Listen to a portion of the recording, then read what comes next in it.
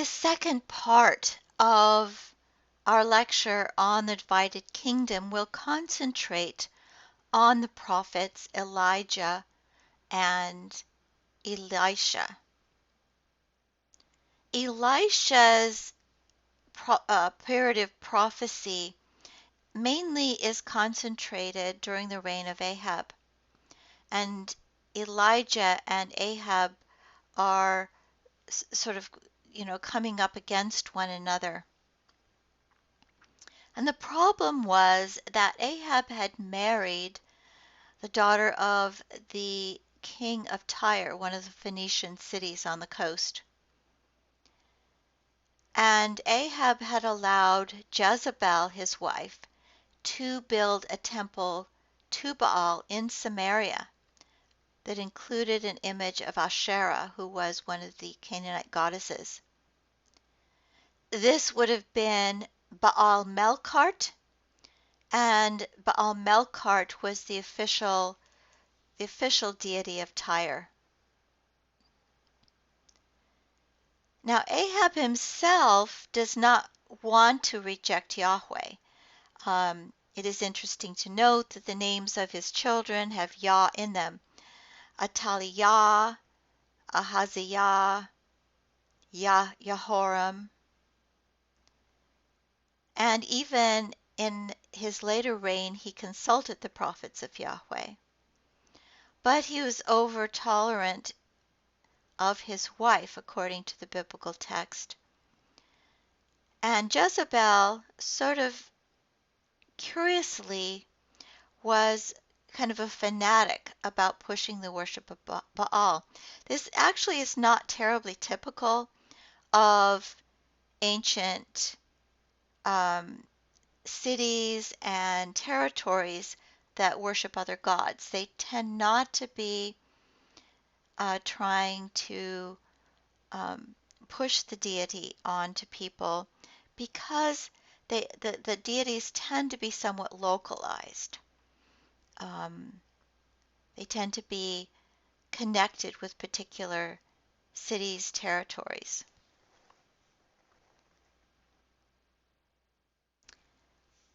There are a number of Elijah stories that we could look at.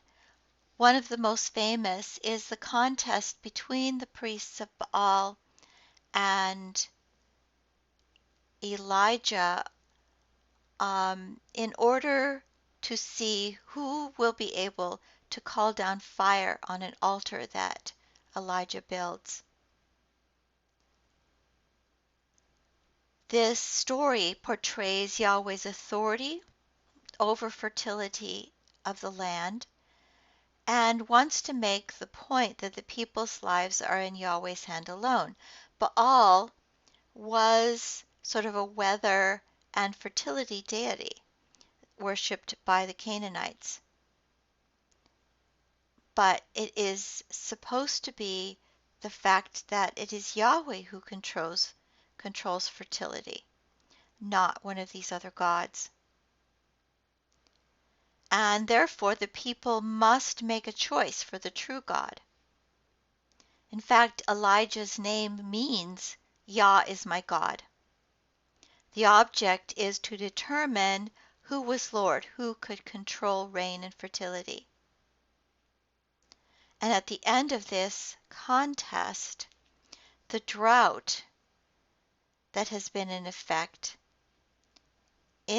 is ended as the contest is ended when it is Yahweh who brings down fire on the altar. But even though Elijah prevails, he has an immediate reaction, and that immediate reaction is doubt. And he flees to Mount Horeb, which is the name in Deuteronomy of Mount Sinai. And Elijah's problem is, how can Yahweh be in control when Jezebel is still in power? And you recall that Yahweh does not speak in the whirlwind, he does not speak in the earthquake, but he comes and he speaks to Elijah in a voice of silence. This is a contrast to what went on when Moses was on Mount Sinai, which is definitely what we call a theophany, an appearance of God with a lot of outward signs. But here, God's appearance to Elijah is very quiet.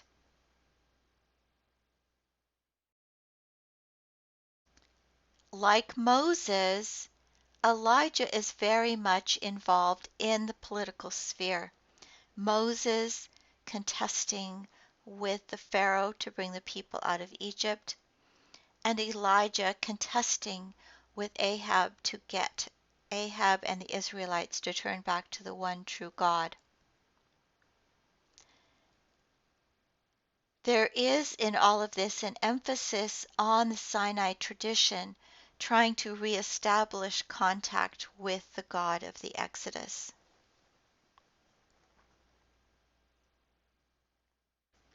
Another important story is the story of Naboth's vineyard. In this, Ahab really wants a vineyard close to his palace that is owned by Naboth. And then what happens is there is a kind of conflict between what we might call eminent domain of the king and the older division of the land according to tribe and clan and family. Ahab is well aware that Israel is established with the division of land being by tribe, clan, and family, and therefore individuals have no power to sell land outright. It doesn't really belong to them as individuals. But Jezebel comes from a different system, and in that system, the king owns everything. And she can't understand why Ahab just doesn't, get rid of Naboth and take the land. But Ahab still has sort of traces of a conscience. He cannot simply do that because of that older tribal tradition. The only way he can get around that is to have Naboth charged with blasphemy and treason. And so he makes the accusation, "You have cursed God and the king." And this would warrant seizure of property by a king. So what Ahab is doing, and you see this critiqued in Isaiah and Jeremiah as something fairly common going on, is the use of the letter of the law in order to subvert justice. But Elijah calls the king to account. Ahab said to Elijah, "Have you found me, O my enemy?" And Elijah answered, "I have found you because you have sold yourself to do what is evil in the sight of the Lord. I will bring disaster on you. I will consume you and will cut off from Ahab every male bond or free in Israel."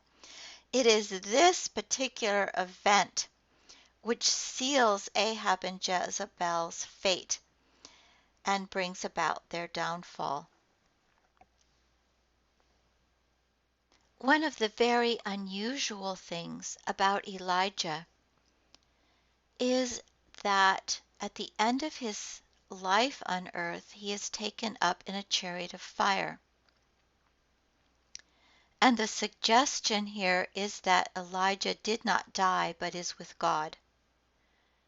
As they continued walking and talking, a chariot of fire and horses of fire separated the two of them, and Elijah ascended in a whirlwind into heaven. Because of this particular narrative, there developed expectations that Elijah would later return, and this was true of both Judaism and Christianity. Elijah would come back someday as a forerunner to the Messiah.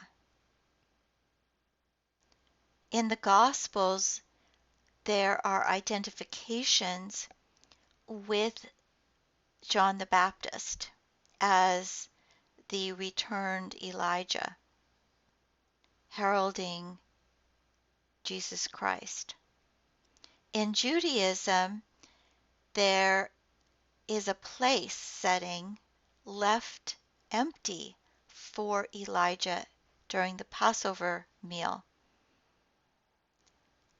and they still look forward to his return.